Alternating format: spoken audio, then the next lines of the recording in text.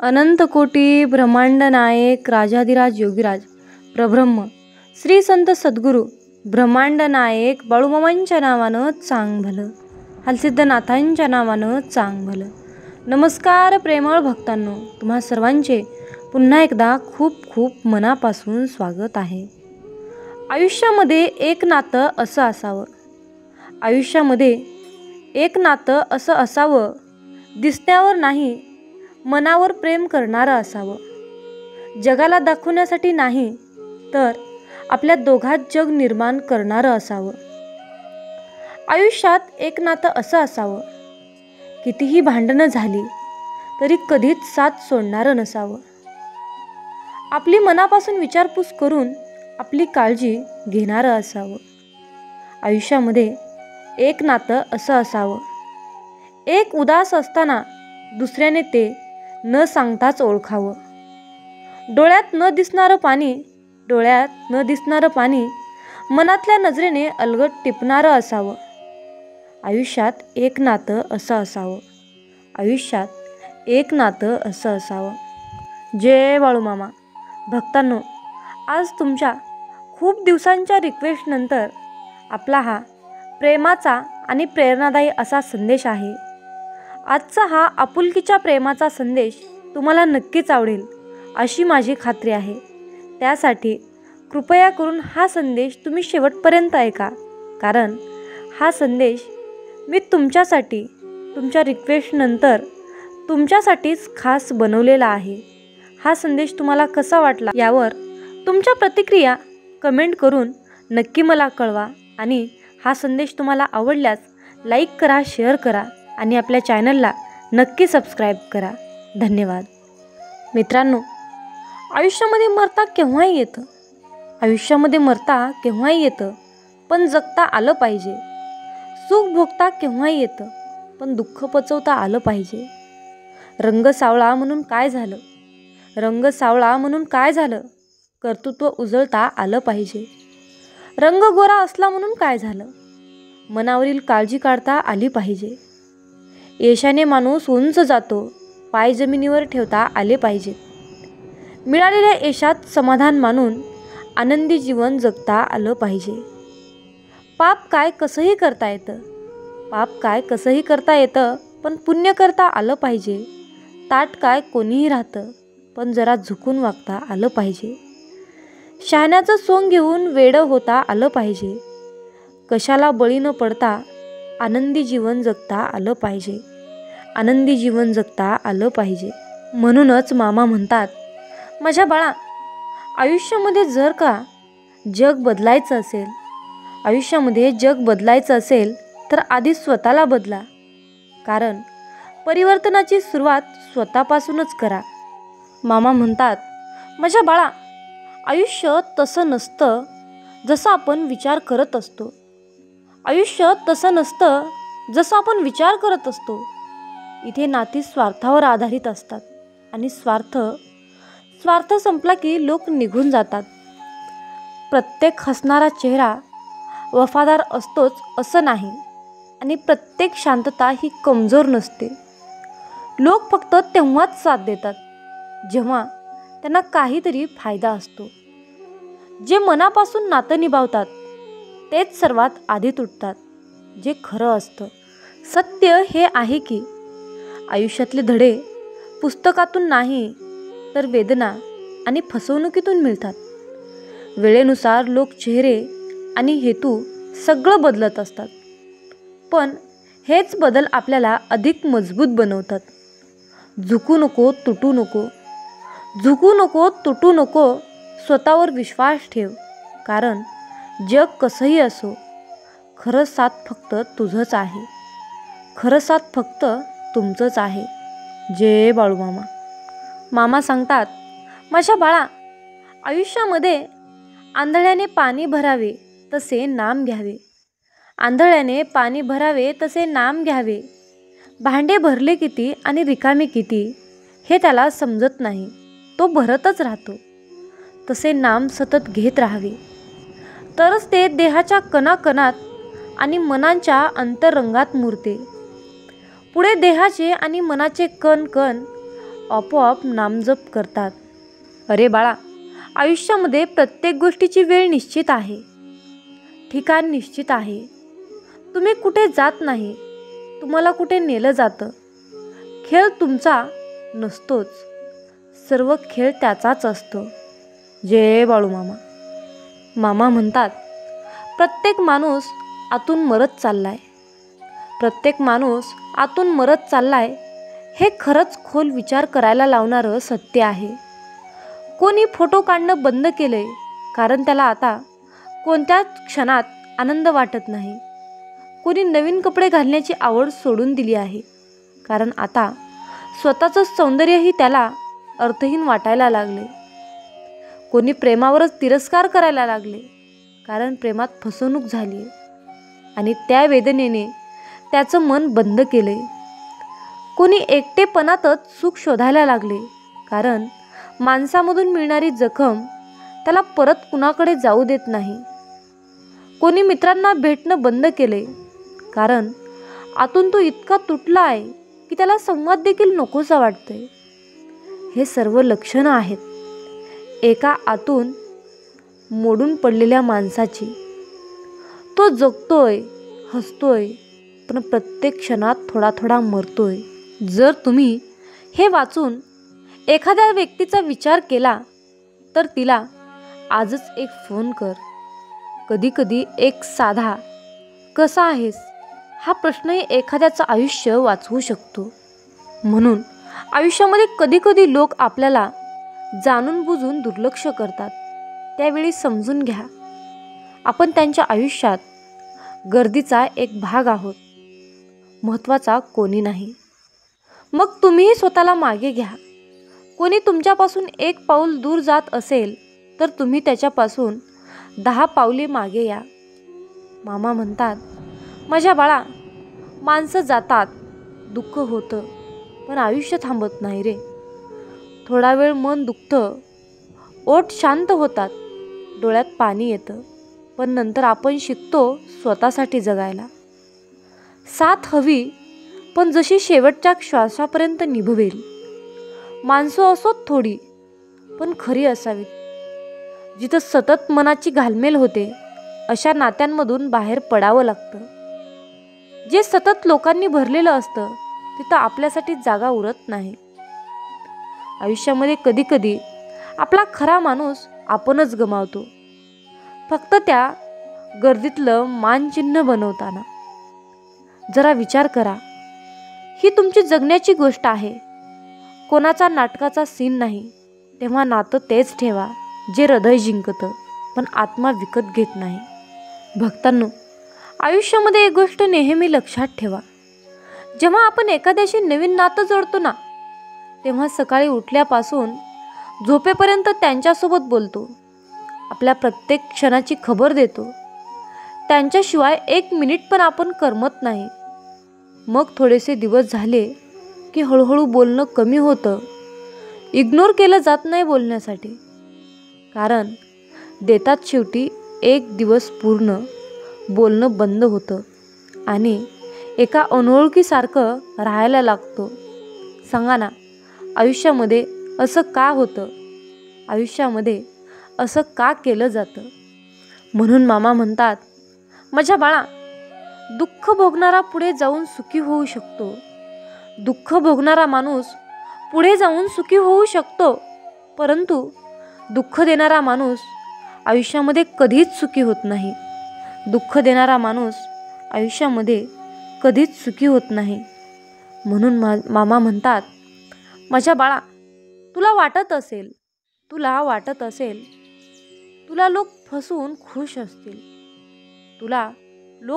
खुश असतील, परंतु नकळत तो स्वतःलाच फसवत आहे असं समज. कारण एक दिवस त्याला त्याच्या कर्माची शिक्षा ही होणारच असते. म्हणून भक्तांनो, एका भक्ताने आपल्या मामाला विचारले, एका भक्ताने आपल्या बाळूमामांना विचारले, मामा, त्रास म्हणजे नेमकं काय असतं? त्रास म्हणजे नेमकं काय असतं?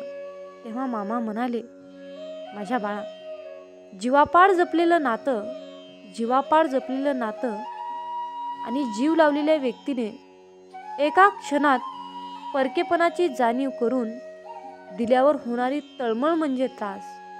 मामा म्हणतात, माझ्या बाळा, जीवन हे प्रत्येक क्षणी संपत चाललंय. पण आपण कधी भूतकाळात हरलेलो तर कधी भविष्याची चिंता करत जगणं विसरलेलो.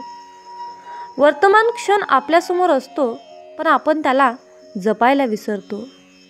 आपण खात असतो, झोपत असतो, बोलत असतो, पण कुठेतरी वेगळंच भटकत असतो. विचारांच्या लाटा थांबत नाहीत, पण आपल्याला शिकावं लागेल त्या लाटांवर तरंगायचं की त्यामध्ये बुडायचं. मनात काय चाललंय याची जाणीव ठेवा. कारण विचारांवर नियंत्रण ठेवता आलं तरच आपण खरं जगायला शिकू आणि तेव्हाच आपण जीवनाचा खरा आनंद अनुभवायला शिकू. आयुष्यामध्ये माणसं येतात, जातात, शिकवून जातात, पण स्वतःच्या पायावर उभं राहणं ही एकच अशी गोष्ट आहे जी आयुष्यभर साथ देते. आयुष्यामध्ये कधीच कोणावर पूर्णपणे अवलंबून राहायचं नसतं. कारण माणसं बदलतात, वेळ बदलते आणि नात्यांचे अर्थही बदलतात. स्वतःवर विश्वास ठेवणं, स्वतःच्या पायावर उभं राहणं हेच खरं आयुष्य आणि जगणं असतं. माणूस जेव्हा स्वतःच्या ताकदीवर चालायला शिकतो तेव्हा कुणाच्या सावलीमध्ये सुद्धा थांबत नाही. कुणाची सावलीसुद्धा त्याला हवीशी वाटत नाही. साथ मिळाली तर उत्तम, पण नाही मिळाली तरी थांबायचं नसतं. स्वतःचा हात स्वतःच धरायला शिकायचं असतं. कोणी साथ सोडली म्हणून पाय मागे घसरायचं नसतं. मामा सांगतात, माझ्या बाळा, आयुष्यामध्ये नेहमी संघर्षाचा काळ तो एकटा लढावा लागतो. ना कोणती वाट दिसते, ना कुणाचे हात पाठीशी उभे राहतात. फक्त असतो एकटेपणा, आशा निराशाचा खेळ आणि मन पोरकणारी असह्य वेदना. लोकांचं काम काय असतं? टीका करणं. का अडलास, का पडलास असं विचारणं. पण कसा उभा राहशील हे कुणालाच महत्त्वाचं वाटत नाही. कधी कधी आपलेच सोडून जातात. जे खांद्याला खांदा लावून चालायची भाषा करायचे ते एक एक करत दूर जातात. तरीही आपण चालत राहतो. डोळ्यात पाणी असतानाही दृढ राहतो. कारण आपला प्रवास आपलाच असतो. आपली ताकद देखील आपलीच असते. म्हणून आयुष्यामध्ये या जगाला एकच सांगायचं, मी अशीच आहे जशी मी मला पाहिजे होती. दुसऱ्यांचा जास्त आणि स्वतःचा विचार न करणारी, नेहमी हसून व्यक्त होणारी, पण एका लहान कारणाने रडणारी, छोट्या छोट्या गोष्टीत खुश असणारी, पण स्वतःकडून मोठ्या गोष्टींची अपेक्षा ठेवणारी, भावनेच्या भरात बोलणारी, पण मनात काहीच चुकीचं न ठेवणारी, नात्यांना जीवापाड जपणारी, पण राग आला तर वळून न बघणारी, खूप काही हरवून बसलेली, पण जे आहे त्यात समाधान असणारी, गोष्टींना सोडून देणारी, पण सोडायच्या आधी टिकवण्याचा प्रयत्न करणारी. मी अशीच आहे, स्वतःला सिद्ध करण्यासाठी लढणारी, प्रत्येक संकट, दुःख, त्याग यासाठी खंबीर उभी असलेली. आयुष्यामध्ये शांत आहे मी, पण मनात वादळ दाटलेलं आहे. हसते तरीही आत काहीतरी तुटलेलं आहे. माझं दुःख मोठं नाही, पण खोल आहे. मौन पाळलंय कारण शब्द अपुरे आहेत. कुणी विचारलं तर ठीक आहे म्हणते, कारण खरं सांगायचं तर धाडस उरलेलंच नाही. माझ्या बाळा, आयुष्यामध्ये अशा व्यक्तींसोबत कमी बोला. अशा व्यक्तींशी तुम्ही जेवढं बोलाल तेवढा तुम्हाला जास्त त्रास होईल. तुम्हाला निगेटिव्हिटी एनर्जी देणाऱ्या अशा लोकांसोबत गरज असेल तेव्हाच संवाद साधा. अनावश्यक बोलणं टाळल्यास तुमच्या मनावर त्यांचा परिणाम होणार नाही.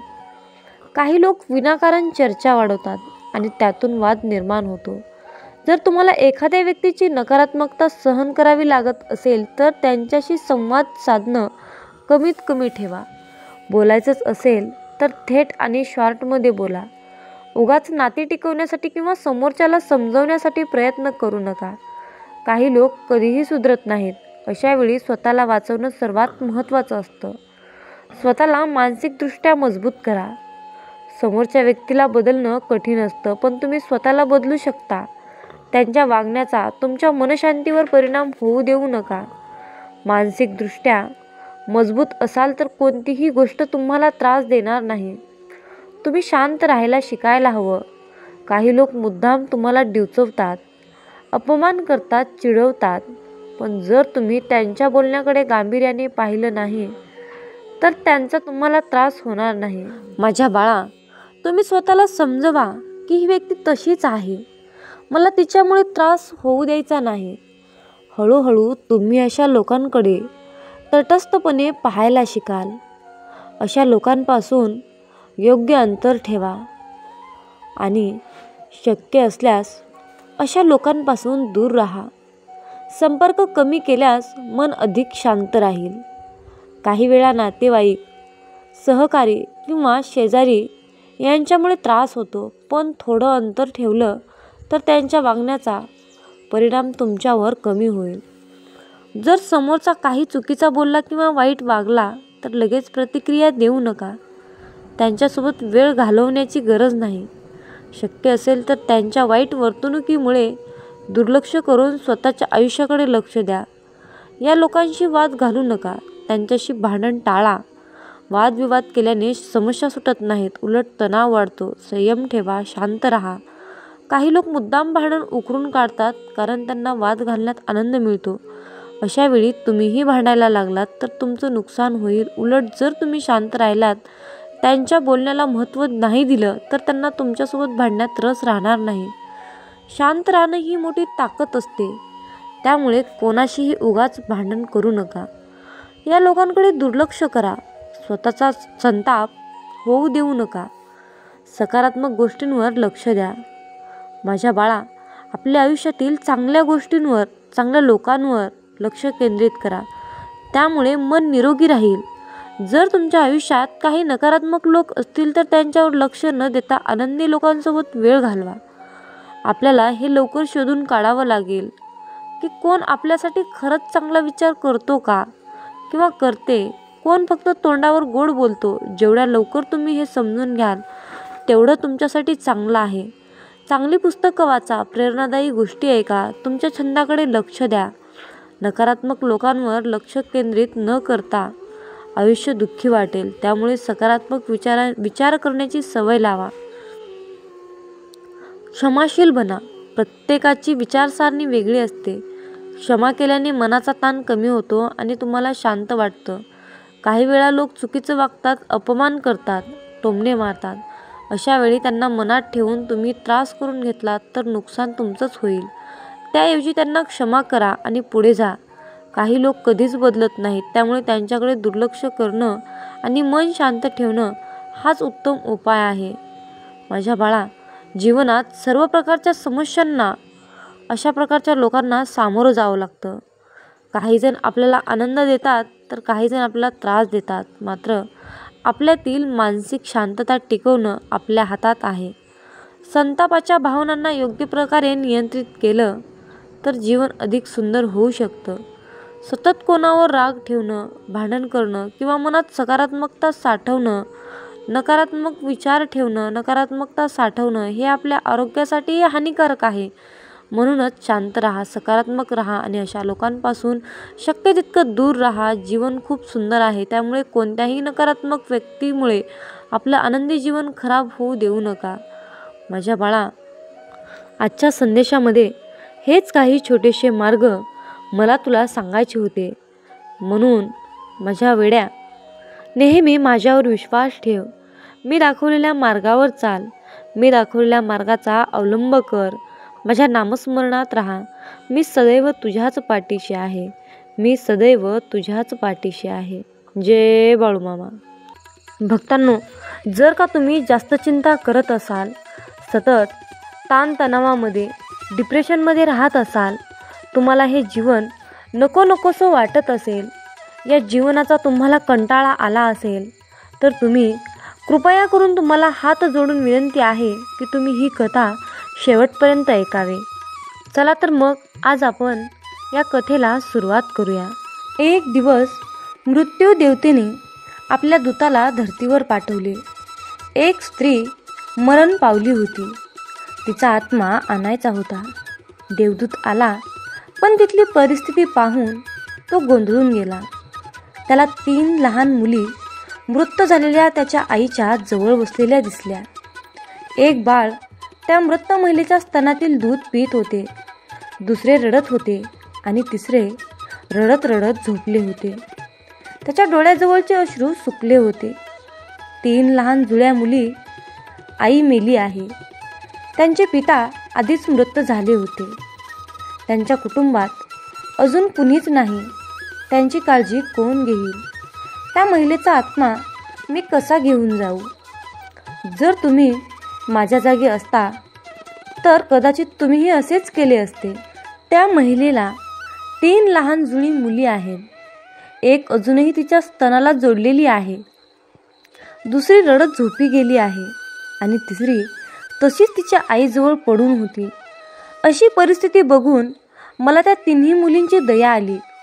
दूताने मृत्यूदेवतेला विचारलं, आपण त्या बाईला अजून थोडे दिवस जगू शकत नाही का, जेणेकरून त्या 3ही मुली थोड्या मोठ्या होतील. हे सर्व ऐकून मृत्यूदेवता मोठ्याने हसली आणि म्हणाली, ज्या देवाने आपल्या इच्छेनुसार जीवन दिले त्या देवापेक्षा तू जास्त हुशार झाला. देवाला सर्व माहिती असतं तरीही तू असं कसं बोलू शकतोस? याची तुला शिक्षा होईल आणि शिक्षा म्हणजे तुला पृथ्वीवर फेकून दिले जाईल आणि तू तुझ्या या मूर्खपणावर तिंदा हसल्याशिवाय परत येऊ शकणार नाहीस.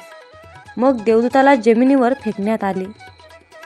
तिथे एक चपराशी व्यक्ती उबदार कपडे आणि ब्लँकेट घेण्यासाठी बाजारात जात होता. वाटेत त्याला एक माणूस नग्न अवस्थेत दिसला. तो दूतच होता. त्याला त्या व्यक्तीची खूप दया आली. आपल्या मुलांसाठी उबदार कपडे आणि ब्लँकेट घेऊन जाण्याऐवजी त्याने देवदूतासाठी आपले कपडे आणि ब्लँकेट विकत घेतले. तो देवदूत माणूस म्हणाला, माझ्याकडे घर नाही, कुटुंब नाही आणि राहण्याची व्यवस्था नाही. या भयंकर थंडीत मी काय करू? त्यावर चपराशी म्हणाला, काळजी करू नकोस, तू माझा आहेस. माझ्या घरी राहा, पण माझ्या मुलांसाठी आणि बायकोंच्या कपड्यांसाठी आणलेल्या पैशातून मी तुमच्यासाठी ब्लँकेट आणि कपडे घेतले आहेत आणि मी आता रिकाम्या हाताने घरी जातोय. त्यामुळे माझी पत्नी नक्कीच रागवेल. माझी पत्नी मला चांगली बोलू देत किंवा वाईट असेल, पण तुम्ही काळजी करू नका. काही दिवसात सर्व काही ठीक होईल. चपराशी किंवा त्यांच्या पत्नीला माहिती अजूनही नव्हतं की आपल्या घरी देवदूत आले आहेत. यानंतरचा आनंद महापूर येणार आहे. चपराशी दूताला घेऊन घरी पोहोचला आणि घडलेली सर्व घटना पत्नीला सांगितली. ती रागाने चिडली आणि खूप वाईट बोलून गेली. आणि त्या दिवशी देवदूत पहिल्यांदा हसला. तेव्हा मोचीने देवदूताला विचारले, तुला हसायला काय झालं? तेव्हा देवदूत म्हणाला, जेव्हा मी 3 वेळा हसीन तेव्हा तुम्हाला सांगेन. देवदूत येताच घरात सुखाची हजारो दारे उघडणार होती, पण त्यात मोचीचाही दोष नव्हता. त्याला वाईट वाटत होतं, पण त्याला फक्त मुलांचे कपडे आणि ब्लँकेट गेलेले दिवस होते. काय हरवले ते त्याला दिसत होते, पण त्याला काय मिळाले ते त्याला दिसत नव्हते. मी देवदूत असून याची पत्नी आपल्यावर चिडत आहे हे बघून त्याला हसायला आले. 10 दिवसात मोचीने त्याचे सर्व काम देवदूताला शिकवले. अवघ्या 10 दिवसात आणि अवघ्या काही महिन्यातच तो खूप चांगल्या प्रकारे चप्पल बनवायला शिकला. त्याचे चप्पल खूप प्रसिद्ध झाले. पूर्ण देशभर ही गोष्ट पसरली की असे चप्पल, बूट इतर कोठेही बनत नाहीत. एक दिवस बादशहाचा माणूस आला आणि म्हणाला की हे चामडे खूप किमती आणि मौल्यवान आहे. ते सहजासहजी कुठेही मिळत नाही. कोणतीही चूक करू नका. आणि सम्राटासाठी यातून बूट बनवायचे आहेत. मी पुन्हा एकदा सांगत आहे, बूट बनवायचे आहेत, चप्पल नाही. त्यावेळी अशी प्रथा होती की माणूस मेला की त्याला चामड्याने झाकले जायचे. मोची देवदत्ताला म्हणाला, मी चप्पल बनवून तुम्ही चूक करू नका, अन्यथा तुम्ही खूप मोठ्या संकटात पडू शकता आणि हे बादशाहचे काम आहे. पण तरीही देवदूताने चप्पलच बनवले. चप्पल बनवल्याचे पाहून मोचीला राग आला. तो आम्हाला फासावर चढवणार असं बोलून काठी उचलून तो देवदूताला मारायला लागला. मी तुम्हाला पुन्हा पुन्हा सांगितले होते की चप्पल बनवायचे नाही, मग चप्पलच का बनवली? देवदूत पुन्हा जोरजोरात हसला. तेवढ्यात एक माणूस सम्राटाच्या घरातून धावत आला. तो म्हणाला, बूट बनवू नका, चप्पल बनवा, कारण सम्राट मरण पावला आहे.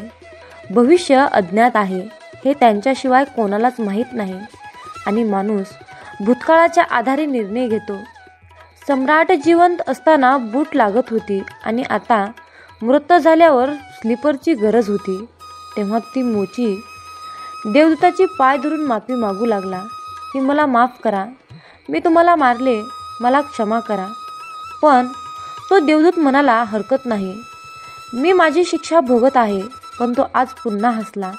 मोचीने पुन्हा विचारले की हसण्याचे कारण काय? मी 3दा हसीन तेव्हाच सांगेन. तो पुन्हा हसला, कारण आपल्याला भविष्य माहीत नाही, म्हणूनच आपण आकांक्षा बनवतो ज्या निरर्थक असतात, कधीच पूर्ण होणार नाहीत. अशा आकांक्षा, अपेक्षा आपण करतो जे कधीच शक्य होणार नाही. ते आम्ही देवाकडे मागतो, कारण अजून काहीतरी वेगळं घडणार आहे असं आपल्याला वाटतं. आपले नशीब आपल्याला न विचारता फिरत असते आणि आपण विनाकारण मध्येच आवाज काढतो. स्लीपरची गरज असताना आपण बूट बनवून घेतो. मरण्याची वेळ जवळ येत असताना आपण जीवन व्यवस्थित करायला निघतो. देवदूताला अचानक त्या 3 जुळ्या मुली आठवतात. त्यांच्यासाठी भविष्यात काय आहे हे मला कसे कळेल? मी विनाकारण उगाच मध्ये गेलो असं त्याला वाटतं. आणि तिसरी घटना अशी घडली की एके दिवशी 3 तरुण मुली आल्या. तिघींचीही लग्न होणार होती आणि तिघींनीही त्यांच्यासाठी बूट बनवण्याची ऑर्डर दिली. तसंच त्यांच्यासोबत एक वृद्ध स्त्री म्हणजेच एक आजी आली होती. देवदूताने आता ओळखले, या त्याच 3 मुली आहेत ज्यांना त्याने मृत आईजवळच सोडले होते आणि ज्यांच्यामुळे तो शिक्षा भोगत आहे. ते सर्व निरोगी, सुंदर होते. त्याने त्यांना विचारलं, या 3 मुली कोण आहेत? ती वृद्ध बाई म्हणाली, या माझ्या शेजारच्या बाईच्या मुली आहेत. ती गरीब स्त्री होती. ती इतकी आजारी होती की शेवटी तिच्या अंगात दूधही नव्हते. तसंच त्यांची परिस्थिती इतकी गरिबीची होती की त्यांच्याकडे पैसे, कपडे काहीच नव्हतं. फक्त 3 जुळ्या मुली होत्या. त्यांना दूध पाजवत असताना तिचा मृत्यू झाला. पण मला या 3 चिमुकल्या मुलींची दया आली. मला मूलबाळ नाही आणि म्हणूनच मी खूप प्रेमाने या 3 मुलींचा सांभाळ केला. आई जिवंत असती तर या 3ही मुली गरिबी, उपासमार आणि दारिद्र्यात वाढल्या असत्या. आई मरण पावली म्हणून या 3 मुली मोठ्या संपत्ती आणि समृद्धीत वाढल्या आणि आता या सर्व तिघी त्या वृद्ध महिलेच्या सर्व मालमत्तेचे मालक आहेत आणि त्यांचे लग्न सम्राटाच्या कुटुंबात होत आहे. देवदूत तिसऱ्यांदा पुन्हा हसला आणि त्याने मोचीला सांगितले की ही 3 कारणे आहेत माझ्या हसण्याची. चूक माझीच होती. नियती महान आहे. आपण जेवढे पाहू शकतो तेवढेच आपण पाहतो आणि जे पाहू शकत नाही त्यांचा विस्तार खूप छान आणि महान आहे. आणि आपण काय पाहू शकतो यावरून आपण कोणताही अंदाज बांधू शकत नाही. मी माझ्या मूर्खपणावर 3दा हसलो आहे. आता माझी शिक्षा संपली आहे आणि आता मी जातो असं तो मोचीला बोलून निघतो. देव जे काही करतो ते चांगल्यासाठीच करतो. कोण राहू नका, तर वर्तमानात जगायला शिका. गेले दिवस परत येत नाहीत. ज्या चुका झाल्या त्यातून शिकायचं आणि पुढे जायचं. काही लोक सतत जुने अपमान, त्रास या गोष्टी उकळतात. तेव्हा असं झालं होतं, तेव्हा तसं झालं होतं असं म्हणत बसल्याने काहीच बदल होत नाही. उलट उगाच मन जड होतं, दुःखी वाटतं. त्यापेक्षा वर्तमानात जगा, आजचा दिवस आनंदाने जगा, कारण हाच क्षण खरा आहे. एखादी गोष्ट चुकीची झाली असेल तर तिला पुन्हा पुन्हा आठवून त्रास करून घेण्यात काहीच अर्थ नाही. आयुष्य पुढे चालत राहतं. जो पुढे पाहतो तोच आयुष्यात यशस्वी होतो. मागे पाहणाऱ्यांना फक्त पश्चाताप आणि दुःखच मिळतं. अरे बाळा, लोक काय म्हणतील याचं टेन्शन घेऊ नका. लोकांचं काम बोलणं आहे. तुम्ही काहीही केलं तरी काही ठराविक लोक टीकाच करतील. म्हणूनच लोक काय म्हणतील याचा विचार करत बसू नका. तुम्हाला सगळ्यांना खुश करता येत नाही. आयुष्य स्वतःच्या मर्जीने समाधानाने जगा. स्वतःला हवं तसं जगायला शिकलात की मन शांत राहील. लोकांसाठी आपण बदलतो तर आपली ओळखच नष्ट होईल. जग तुमचं कौतुक कधीच करत नाही, पण चुका लगेच दाखवते. म्हणून लोकांपेक्षा स्वतःला काय योग्य वाटतं याचा विचार करा. स्वतःच्या निर्णयावर विश्वास ठेवा आणि निर्भीडपणे आयुष्य जगा. दुसऱ्यांच्या आयुष्याची स्वतःची तुलना करू नका. तुमच्या मेहनतीचा तुमच्या आयुष्याचा परिणाम होतो. दुसऱ्यांच्या यशामुळे तुमचं जीवन बदलत नाही. काही लोक कायम इतरांचं बघून आपल्या आयुष्याशी त्याची तुलना करत असतात. परंतु बाळा, एक गोष्ट नेहमी लक्षात ठेव. प्रत्येकाची वेळ ही वेगवेगळी असते. कोणीतरी लवकर यशस्वी होतो, कोणीतरी उशिरा. त्यामुळे स्वतःच्या क्षमतेवर विश्वास ठेवा आणि दुसऱ्यांच्या सुखाची तुलना करून आपलं दुःख वाढवू नका. झाडाचं फळ पहा. आंब्याचं झाड लवकर फळ देतं, पण चंदनाला मोठं व्हायला वर्षानुवर्ष लागतात. पण त्याची किंमत मात्र वेगळी असते. त्यामुळे आपल्या गतीने चालवा. तुमच्या हातात मेहनत आहे. यशाचं फळ आहे. तुमचं नशीब ठरवेल. क्षमाशील व्हा. राग सोडा. राग हा फक्त आपल्याला त्रास देतो. समोरचा माणूस कधीच बदलत नाही. आपण मात्र रागाच्या आगीत जळत राहतो. कुणी वाईट वागलं तर त्याला मनात धरून ठेवण्यापेक्षा ते विसरून जा. माफ करणारा माणूस मोठा असतो. रागाला दूर ठेवलं की मन शांत राहतं आणि आयुष्य सुंदर वाटतं. क्षमा करणं म्हणजे दुबळेपणा नाही, तर ते मनाच्या शांतीसाठी गरजेचं असतं. सतत राग बाळगणारा माणूस स्वतःला त्रास करून घेत असतो. समोरच्याला माफ करून टाका आणि तुमच्या मनावरचं ओझं हलकं करा. निसर्गाच्या सानिध्याला वेळ द्या. निसर्ग हे शांततेचं वरदान आहे. रोजच्या गोंगाटात, धावपळीत आपण स्वतःला हरवून बसलो, पण जर आपण थोडा वेळ निसर्गात घालवला तर मनाला खूप हलकं वाटतं. गच्चीवर उभं राहून वारा अंगावर घेतला, एखाद्या झाडाखाली बसून त्याच्या सावलीचा अनुभव घेतला तरी मन प्रसन्न होतं. निसर्गाशी जोडला गेलात की तणाव आपोआप निघून जातो. जिथे शांतता असते तिथे मनही स्वस्थ राहतं. रोज काही वेळ तरी निसर्गाचा आनंद घ्या. सकाळी लवकर उठा. झाडं, पानं पहा. पक्ष्यांचे आवाज ऐका. तुम्हाला तुमचं मन आधीपेक्षा खूप हलकं वाटेल. म्हणून माझ्या बाळा, मनसोक्त जगा. स्वतःसाठीही वेळ काढा. दिवसभर नुसतं काम, जबाबदाऱ्या आणि दुसऱ्यांसाठी धावपळ करणं हे पुरेसं नाही. स्वतःसाठीही वेळ दिला पाहिजे. हसणं, गाणी ऐकणं, फिरायला जाणं, आपली आवड जपणं, याने मन आनंदी राहतं. दिवसाचा थोडा वेळ तरी स्वतःसाठी काढलात तर आयुष्याची मजा वाटते आणि शांतताही मिळते. एखाद्या दिवशी तुमचे मन आवडीची गोष्ट करा. मित्रांशी गप्पा मारा. पुस्तक वाचा. एखादी नवीन कला शिका. स्वतःसाठी वेळ दिलात की जीवनाचा आनंद दुप्पट होतो. शांत आयुष्य हवं असेल तर स्वतःलाही महत्त्व द्या. म्हणून बाळा, शांततेने जगायचं असेल तर आयुष्यातील छोट्या छोट्या गोष्टींमध्ये आनंद शोधायला शिका. आनंद हा शोधलाच पाहिजे. अपेक्षा वाढवल्या की मन बेचैन होतं.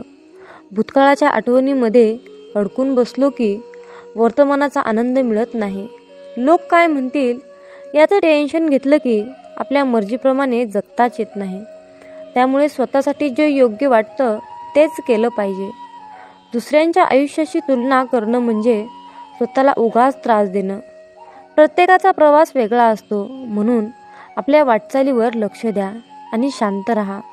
मनाने पुढे जा. राग, चिडचिड ही फक्त मनावरचाच एक शरीरावरचाच भार वाढवते. त्यामुळे माफ करणं आणि सोडून देणं या गोष्टी शिका. निसर्गात वेळ घालवल्याने मन शांत होतं आणि नवनवीन ऊर्जा मिळते. त्यामुळे रोज काही क्षण तरी निसर्गाच्या सानिध्यात घालवायला हवेत. आयुष्य हे फक्त जबाबदाऱ्या पार पाडण्यासाठी नाही, तर त्याचा आनंद घेण्यासाठी आहे. स्वतःसाठी वेळ काढलात की तुम्ही तुम्हाला जगण्याची खरी मजा कळेल. छोट्या छोट्या गोष्टींमध्ये आनंद शोधा, समाधान मानायला शिका आणि स्वतःच्या मनशांतीला महत्त्व द्या. जीवनातील शांतता ही कुठल्या बाह्य गोष्टीवर अवलंबून नसते, ती तुमच्या विचारांवर आणि दृष्टिकोनावर अवलंबून असते. मन शांत ठेवायला शिकाल तर आयुष्य सुंदर वाटेल. म्हणून बाळा, मी तुला दररोज अशाच प्रकारचे सकारात्मक विचार देत असतो. या माझ्या गोष्टींचा तू अवलंब कर आणि तुला आयुष्य बघ कसं सुंदर वाटेल. म्हणतात, अरे बाळा, आयुष्यात जेव्हा माणसाला सुखाचे भोग येतात तेव्हा त्याला काहीच वाटत नाही, परंतु जेव्हा त्याच्या वाट्याला दुःखाचे भोग लागतात तेव्हा मनुष्य म्हणतो की मी ह्या देवाचा भक्त आहे आणि मी या अमक्या देवाचं एवढी भक्ती केली, एवढी सेवा केली, तरीही या देवाने शेवटी माझ्या नशिबाला दुःखच का दिलं. मी इतका सत्कर्मी पुरुष आहे, इतका मी सत्कर्मानेच चालतो, तरीही माझ्या वाट्याला दुःख का आहे, असे म्हणून आपण देवाला दोष देत असतो. पण त्या मनुष्याला एवढं समजत नाही की हे सर्व काही घडत आहे तो आपल्या कर्माचा भाग आहे.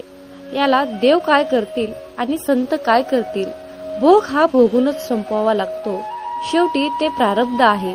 मग तुम्ही म्हणाल की भोग हा भोगूनच संपवावा लागतो, आयुष्यातील दुःख अडचणी हे भोगूनच संपवावे लागतात, तर शेवटी मामांच्या सेवेचं आपल्याला काय फळ मिळणार आहे. हा सर्वांच्या मनामध्ये प्रश्न येणे साहजिकच आहे. चला तर त्या प्रश्नाचे उत्तर आपण आजच्या संदेशातून जाणून घेऊया.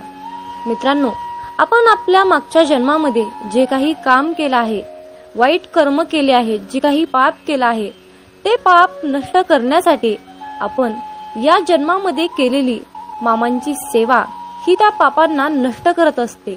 सेवा करून त्या पापाची परतफेड करत असते. ही सेवा त्या पापाचं क्षालन करत असते. आणि या चालू कलियुगातील जीवनामध्ये जे काही आपण वाईट कर्म करतो त्याचे फळ आपल्याला लगेच मिळत असते. मित्रांनो, फक्त प्रश्न आहे वेळेचा. कुणाला लवकर त्या पापाची परतफेड करावी लागते तर कुणाला उशिरा करावी लागते. त्यामुळे एक लक्षात ठेवा की नेहमी चांगले कर्म करा. तुम्हाला उशिरा का होईना त्या सेवेचे फळ हे 100% मिळणारच, हे निश्चित लक्षात असू द्या. आपल्या दुःखाचा आणि परमेश्वराच्या भक्तीचा कसल्याही प्रकारचा संबंध नसतो.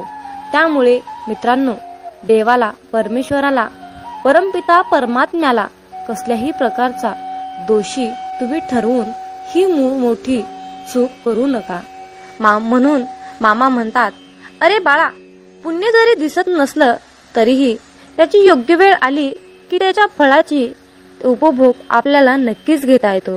कारण मित्रांनो, कमवलेल्या पैशाचे काम जिथे थांबते ना, तिथूनच केलेल्या पुण्याच्या कर्माची सुरुवात होते.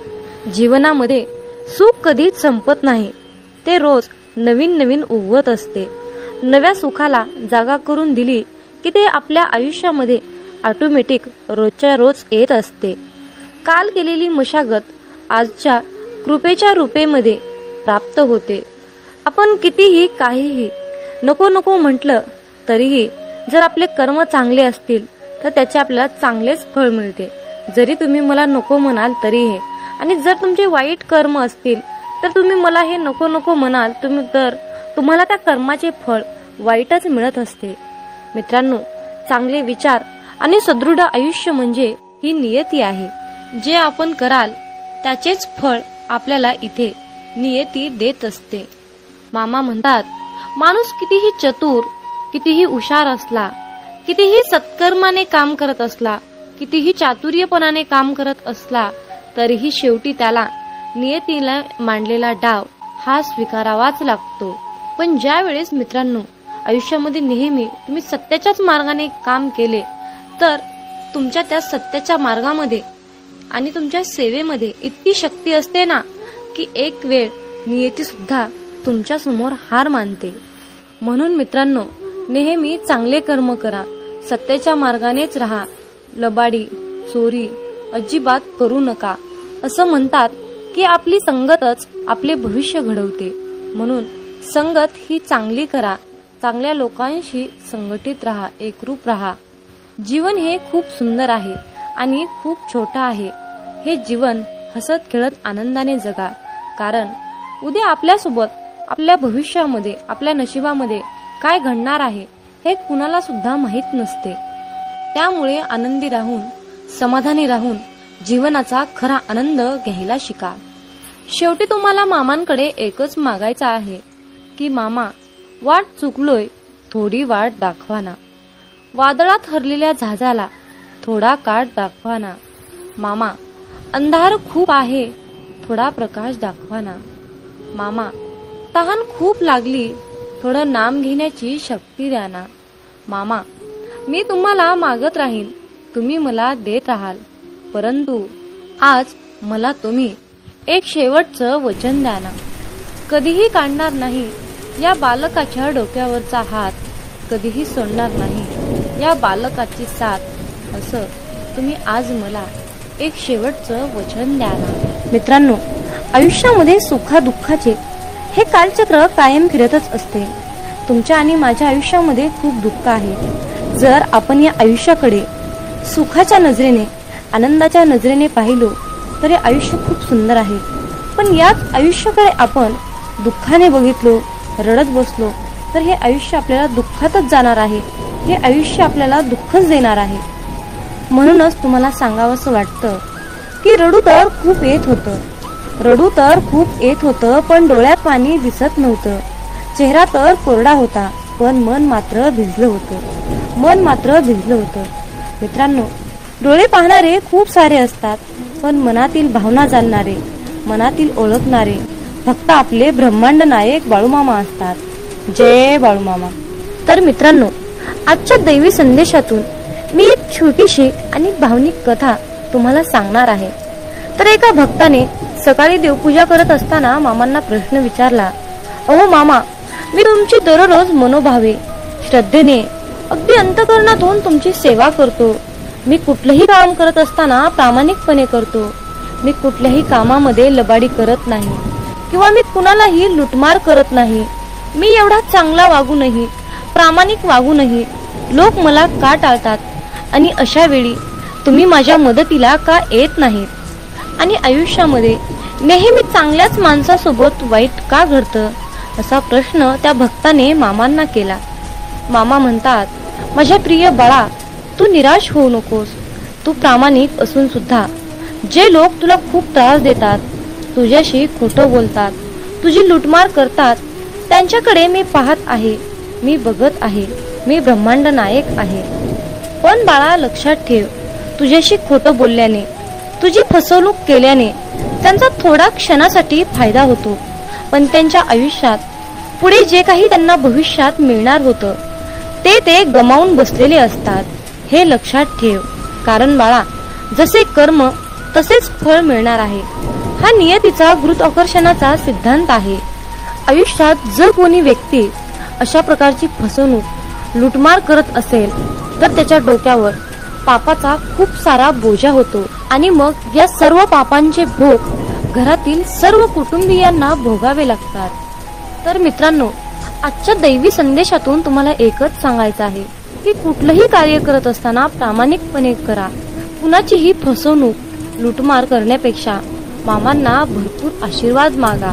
मामा तुम्हाला नक्कीच आशीर्वाद देतील आणि तुमच्या प्रत्येक कामामध्ये तुम्हाला यश प्राप्त करून देतील. हा माझा स्वतःचा अनुभव आहे. मामा म्हणतात, माझ्या मुला, निष्ठा सोडू नकोस, प्रामाणिक राहा, भक्ती कर, माझे नामस्मरण कर, कुणाचे वाईट चिंतू नकोस, भिवू नकोस, मी सदैव तुझ्या पाठीशी आहे, भिवू नकोस, मी सदैव तुझ्या पाठीशी आहे. मित्रांनो, श्री संत सद्गुरू बाळूमामा हा शब्द मनाला खूप आधार देणारा आणि शक्ती देणारा मंत्र आहे. मित्रांनो, ब्रह्मांड नायक बाळूमामा या शब्दात दडलेलं आईचं प्रेम, नातं, जिव्हाळा, प्रेमाचा ओलसर स्पर्श, या सर्व गोष्टी आपल्याला ब्रह्मांड नायक बाळूमामा या शब्दातून मिळत असतात. तर मित्रांनो, तुम्हाला दररोज सकाळी आणि संध्याकाळी मामांकडे एक प्रार्थना करा. आरोग्य, सुख, समृद्धी, नैराश्य, नोकरी, इच्छापूर्तीसाठी तुम्हाला ही प्रार्थना करायची आहे. चला तर मग मित्रांनो, माझ्यासोबत प्रार्थना करा. हे ब्रह्मांड नायक बाळूमामा, आम्हा सर्व पापी भक्तावर तुमची कृपा असू द्या. हे परमेश्वरा, आम्हा सर्वांनाच चांगले आरोग्य, सुख समृद्धीचे आयुष्य दे।